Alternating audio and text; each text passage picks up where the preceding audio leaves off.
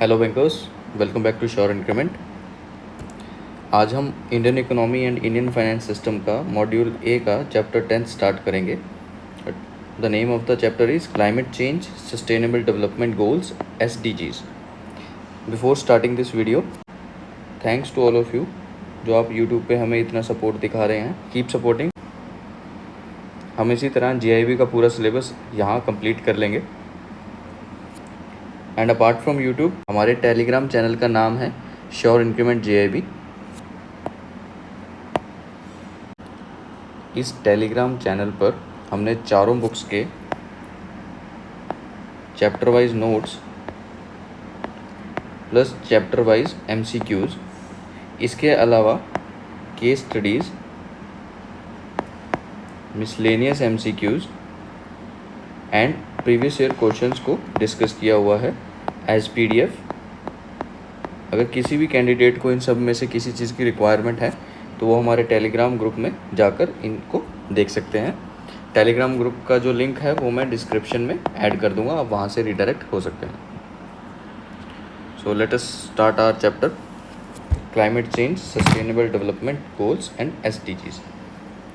Increased heat waves, droughts and flood caused by climate change are destroying the planet and affecting billions of lives worldwide।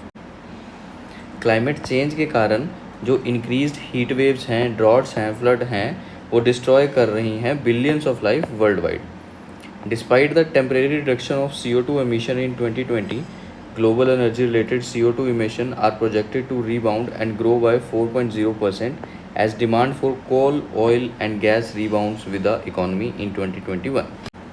Based on current national commitments, global emissions are set to increase by almost 14% over the current decade, which could lead to climate catastrophe unless governments, the private sector and civil society work together to take immediate action। अब current national commitments के according जो global emission है CO2 का, वो 14% से increase हो सकता है, जिसके कारण जो है क्लाइमेट के अंदर कैटास्ट्रोफ मतलब बहुत बड़ा हार्म पहुंचेगा, डिस्ट्रक्शन होगी। अनलेस जब तक गवर्नमेंट और प्राइवेट सेक्टर और सिविल सोसाइटी जो है वो मिलकर इसे कम करने में इमीडिएट एक्शन नहीं लेते हैं, तब तक जो CO2 एमिशन है वो बढ़ेगी और उसके कारण क्लाइमेट को बहुत बड़ा हार्म पहुंचेगा, क्लाइमेट में डिस्ट्रक्शन होगी। To limit global warming at 1.5%, scientist recommended that by 2020 global emission should be cut by 45% compare to 2010 levels. अब ग्लोबल वार्मिंग को लिमिट करने के लिए टू 1.5 डिग्री सेल्सियस साइंटिस्ट ने रिकमेंड किया कि 2030 तक जो ग्लोबल एमिशन है उसमें 45% का कट लाना ज़रूरी है अगर हम 2010 से कंपेयर करें। According to the current national commitments, however, global emission are set to increase by almost 14% during the rest of decade। But हो क्या रहा है, इसका अपोजिट हो रहा है। जो करंट नेशनल कमिटमेंट्स इन्होंने की हैं उसके बजाय जो ग्लोबल एमिशंस हैं वो 14% से इस डेकेड में बढ़ रही हैं, जो कि एक क्लाइमेट कैटास्ट्रोफ ला सकती हैं।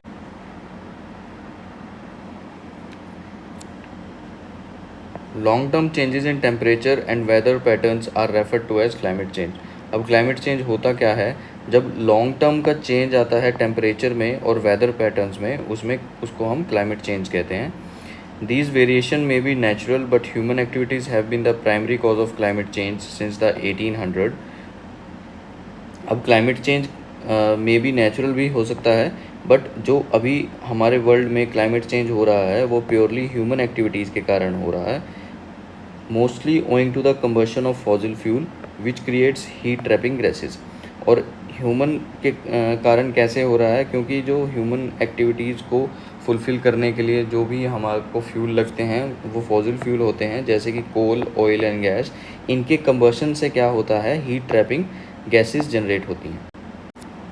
Sustainable development goal 13 is about climate action and is one of the 17 sustainable development goals recognized by United Nations in 2015। जो सस्टेनेबल डेवलपमेंट गोल 13 था वो पूरा का पूरा क्लाइमेट एक्शन से रिलेटेड था, एंड ये उन 17 सस्टेनेबल डेवलपमेंट गोल में से एक था जो यूनाइटेड नेशन ने 2015 में क्रिएट किए थे। The official mission statement of this goal is to take urgent action to combat climate change and its impact. हमें अर्जेंट एक्शन लेने पड़ेंगे ताकि हम जो क्लाइमेट चेंज को कॉम्बैट कर सकें और उसके कारण जो भी उसका इम्पैक्ट है उसे कम कर सकें। SDG sustainable development goal 13 has targets which are to be achieved by 2020। जो SDG 13 के टारगेट थे उसे इंडिया को 2030 तक अचीव करना है। Late us move further. So guys, अगर आपको ये वीडियो अच्छी लग रही है, अगर यहाँ तक आपको समझ आ रहा है, तो please like this video and share it with your friends. आप लाइक करते हैं तो उसे हमें बूस्ट मिलता है ताकि हम और अच्छी वीडियो आपके लिए बना सकें और ताकि आपका JIB एग्ज़ाम जल्दी से जल्दी क्लियर हो सके। So our next topic is core elements of sustainable development. In September 2015, the United Nations General Assembly announced a set of 17 Sustainable Development Goals and 169 targets to spur under the SDG। जो SDG के अंदर Sustainable Development Goals के अंदर 17 goals थे, वो हम आगे देखते हैं क्या क्या गोल्स थे। First is no poverty, poverty नहीं होनी चाहिए, गरीबी। सेकंड इज़ ज़ीरो हंगर, कोई भुखमरी नहीं होनी चाहिए। Third is good health and wellbeing, सभी जो सिटीजन्स हैं वर्ल्ड के उनकी हेल्थ सही रहनी चाहिए और उनका वेलबींग मेंटेन रहना चाहिए। फोर्थ इज़ क्वालिटी एजुकेशन, सभी को अच्छी एजुकेशन मिलनी चाहिए। Fifth is gender inequality, male female में इनइक्वालिटी नहीं होनी चाहिए, सबको बराबर का हक मिलना चाहिए। Sixth is clean water and sanitation, हर एक सिटीज़न को साफ़ पानी और साफ़ जगह में रहने का पूरा हक है और उसे मेंटेन करके रखना चाहिए। Seventh is affordable and clean energy, energy किस टर्म्स में कह सकते हैं आप इलेक्ट्रिसिटी में कह सकते हैं या फॉसिल फ्यूल से जो एनर्जी आती है उससे कह सकते हैं कि वो अफोर्डेबल होनी चाहिए और क्लीन एनर्जी होनी चाहिए। क्लीन एनर्जी से हम सोलर या एनर्जी से भी समझ सकते हैं। Next is decent work and economic growth, economic growth होना ज़रूरी है। Next is industry innovation and infrastructure, infrastructure भी अच्छा मेंटेन करना और इंडस्ट्री को बूस्ट देना, इकोनॉमिक जो भी काम हो रहे हैं, इकोनॉमिक जो भी काम हो रहे हैं नेशंस में उसमें बूस्ट देना। Next is reduced inequality, inequality को कम करना। Next is sustainable cities and communities, cities को सस्टेन करना, कम्युनिटीज़ को सस्टेन करना, उनकी अच्छी ग्रोथ रखना, ये भी core elements of sustainable development के अंडर आते हैं। Next is climate action, climate के अगेंस्ट जो भी चेंज आ रहा है उसके अगेंस्ट एक्शन लेना। लाइफ बिलो वाटर, जो पानी के नीचे लाइफ है, पानी के नीचे जो लाइफ है, जो सी एनिमल्स है, उनकी भी लाइफ को मेंटेन करना, सस्टेन करना। Next is life on land, जो लैंड के ऊपर लाइफ है, चाहे वो ह्यूमन बीइंग्स हैं, एनिमल्स हैं, किसी भी टाइप की लाइफ है, उनको सस्टेन करना, उनको अच्छा एक एटमॉस्फेयर देना ताकि वो अपनी ज़िंदगी को अच्छे से लीड कर सकें। Next is piece, justice and strong institutions, बहुत इंस्टीट्यूशन से आप क्या समझ सकते हैं, जो इंडिया के इंस्टीट्यूशंस लाइक सुप्रीम कोर्ट, अलग अलग डिपार्टमेंट्स हैं, वो सब, उनको इंस्टीट्यूशंस को स्ट्रॉन्ग रखना, जस्टिस मिलना ताकि लोगों को विश्वास हो सके अपनी जस्टिस प्रणाली में, और पीस मेंटेन करके रखना, लॉ और ऑर्डर मेंटेन करना, ये भी सस्टेनेबल डेवलपमेंट के अंडर आता है। Next is partnerships to achieve the goal. So ये 17 आप समझ सकते हैं, ये 17 सस्टेनेबल डेवलपमेंट गोल्स हैं यूनाइटेड नेशन असेंबली में जो सितंबर 2015 में दिए थे। Let us move to our next topic. अभी तक इस वीडियो में अगर आपको कुछ समझ नहीं आया हो तो प्लीज़ कमेंट करके ज़रूर बताइए कि जो भी आपका डाउट है। प्लस अगर आपको ये वीडियो अच्छी लग रही है तो please gives a thumbs up और कमेंट करके हमें बताएं कि हम इसे और इम्प्रूव कैसे कर सकते हैं, या फिर अगर आपको कुछ अच्छा लगा हो तो वो भी आप कमेंट करके बता सकते हैं। Our next topic is global issues and initiatives. The United Nations has evolved as the premier forum for addressing the issues that transcend national boundaries and cannot be resolved unilaterally by any one country. जो United Nations हैं वो एक premium forum बन के उभरा है, किस लिए? ताकि वो एड्रेस कर सके ऐसे इश्यूज़ जो एक पर्टिकुलर कंट्री से यूनिलैटरली अपने एंड पे सॉल्व नहीं हो सकते, तो यूनाइटेड नेशन उन प्रॉब्लम्स को बाकी कंट्रीज़ के साथ मिलकर सॉल्व करते हैं। Some of the global issues highlighted by UN include promoting child education, democracy, disarmament, human rights, gender inequality, peace and security, assisting refugees, raising awareness about climate change, improving healthcare and promoting international law and justice, among others. तो जो global issues थे जो UN ने highlight किए थे, वैसे तो ये सस्टेनेबल डेवलपमेंट जो हमने ऊपर 17 सस्टेनेबल डेवलपमेंट गोल्स पढ़े उनसे मिलते जुलते हैं, बट जो यूएन प्रमोट कर रहा है जो ग्लोबल इश्यूज़, उनमें से हम दोबारा पढ़ते हैं।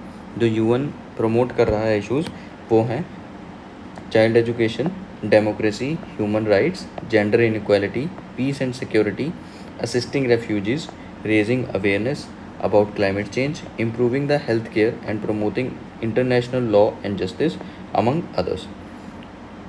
आई होप आपको ये समझ आया होगा कि जो ग्लोबल इश्यूज़ हैं कुछ वो तो यूएन उन्हें हाईलाइट करता है, और ये कुछ ग्लोबल इश्यूज़ हैं जिस पे यूएन फोकस कर रहा है अभी। One of the UN's region-specific mission is to support economic and social development as well as the promotion and protection of human rights in Africa.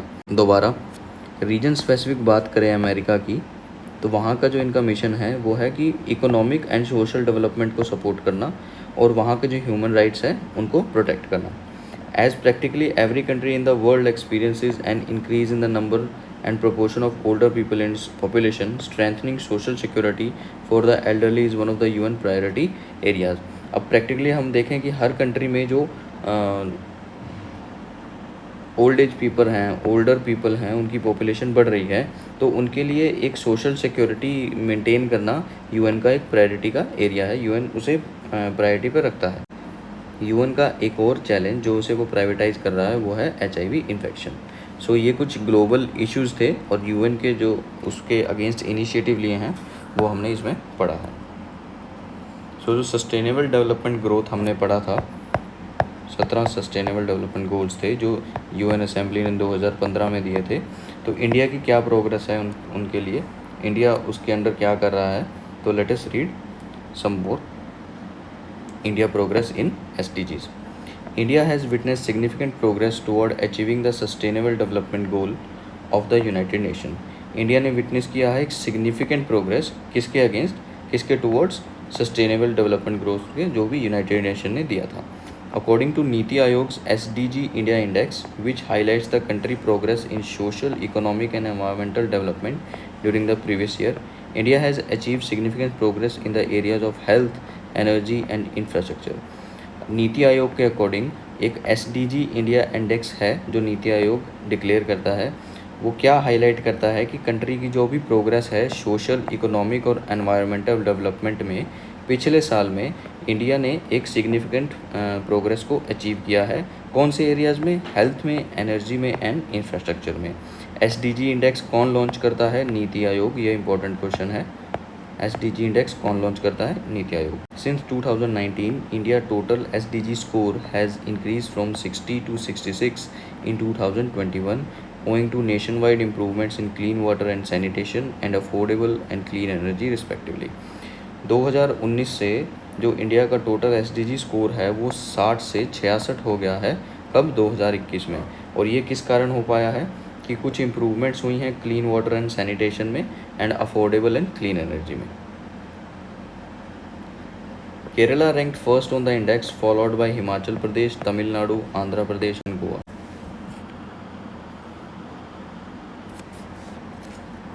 The Indian government is firmly committed to 2030 agenda including the SDGs. जो India government है वो 2030 जगह जो agenda है UN ने दिया था उसके लिए वो फर्मली कमिटेड है और SDGs को लेकर भी वो फर्मली कमिटेड है। The task of coordinating the SDGs has been entrusted to Niti Aayog, the government of India premier think tank. अब SDGs को फुलफिल करने के लिए किसी असाइन किया गया, नीति आयोग का, और नीति आयोग क्या है, प्रीमियर थिंक टैंक है इंडिया का। Many of the government flagship initiatives including Swachh Bharat, Make in India, Skill India and Digital India are key to the SDGs. Let us move to our next topic, India and SDG 13 climate action. India is committed to SDG 13 which calls for climate action. India SDG 13 से पूरा committed है जिसका एक mission है climate action. India pledged to achieve net zero emissions by 2070 during the United Nations COP26 summit in Glasgow, November 21. India ने नवंबर 2021 में Glasgow में जो COP26 समिट हुई थी यूनाइटेड नेशंस की, उसमें नेट ज़ीरो एमिशंस के लिए प्लेज किया है, कब तक? By 2070। India has made 5 Panchamrit commitments to combat climate change. India की 5 कमिटमेंट्स जिससे वो क्लाइमेट चेंज को कॉम्बैट करेंगे, उसका नाम उन्होंने दिया है Panchamrit. So let us read the 5 commitments. First is achieving the target of zero emission by year 2070. Second is achieving 500 gigawatt non-fossil energy capacity by 2030.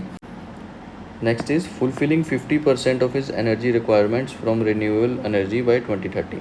Energy requirement है इंडिया की, उसका 50% वो फुलफिल करेंगे कहाँ से? रिन्यूएबल एनर्जी सोर्सेज से bye 2030. India will reduce the total projected carbon emission by 1 billion tons from now onwards till 2030. India जो carbon emission है उसे भी रिड्यूस करेगा 2030 तक. By 2030, India will reduce the carbon intensity of its economy by less than 45%. 2030 तक India जो है carbon intensity को भी कम कर देगा. By how much?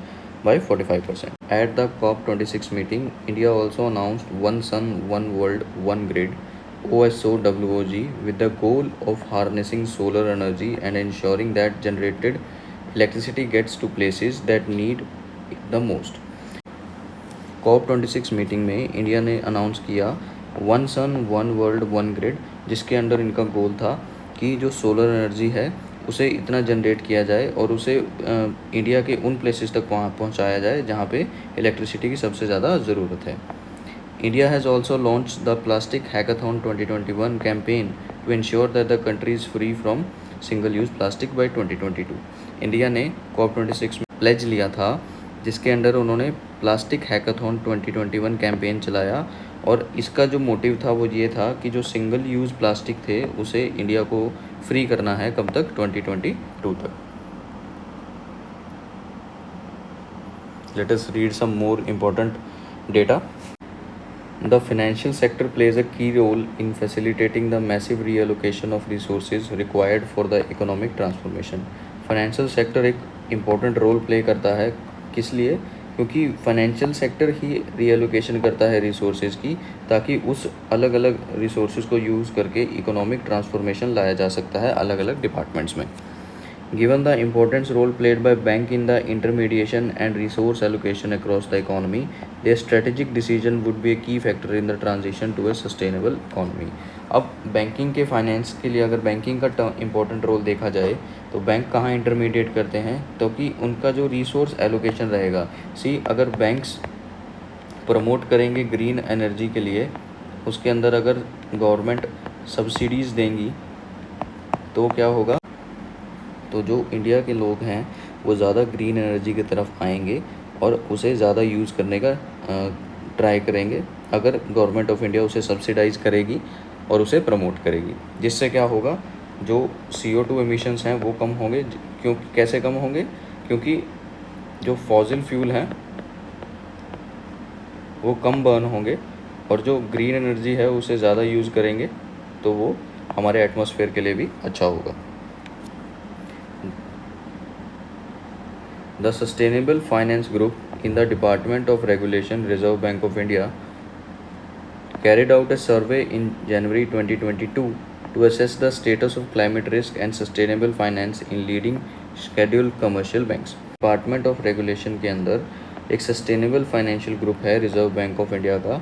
उन्होंने एक सर्वे किया जनवरी 2022 में और ये असेस करने के लिए कि क्लाइमेट रिस्क का स्टेटस क्या है और उसके अगेंस्ट जो सस्टेनेबल फाइनेंस ले रहे हैं लीडिंग शेड्यूल कमर्शियल बैंक्स वो कैसा कर रहे हैं, क्या उनका रिस्पॉन्स है.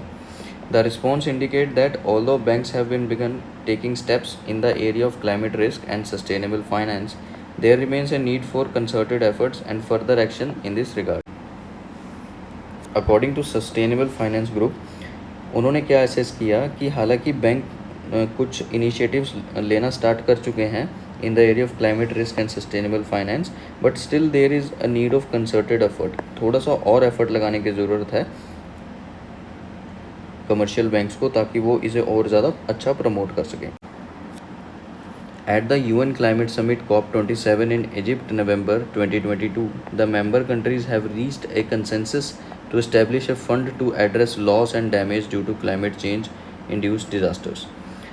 अब नेक्स्ट COP27 में जो इजिप्ट में हुआ नवंबर 2022 में, उसमें मेंबर कंट्री एक कंसेंसस पे आई कि उन्होंने एक फ़ंड तैयार किया। फ़ंड वो किस लिए था कि जो क्लाइमेट चेंज के कारण डिज़ास्टर्स आ रहे हैं उसके लिए जो भी लॉस होगा उसमें इस फंड को यूज़ किया जाएगा।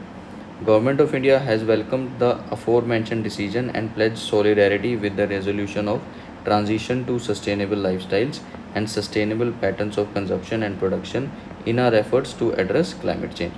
इंडिया ने जो यूएन क्लाइमेट COP27 में कंसेंसस बना फंड के लिए, इंडिया ने इस एक्शन को वेलकम किया और इसे अपने तरफ से पूरा अच्छे से निभाने का वादा किया। सो फ्रेंड्स, वीडियो थोड़ी लंबी हो जाएगी इसलिए हम इसको यहीं पे अभी एंड करते हैं।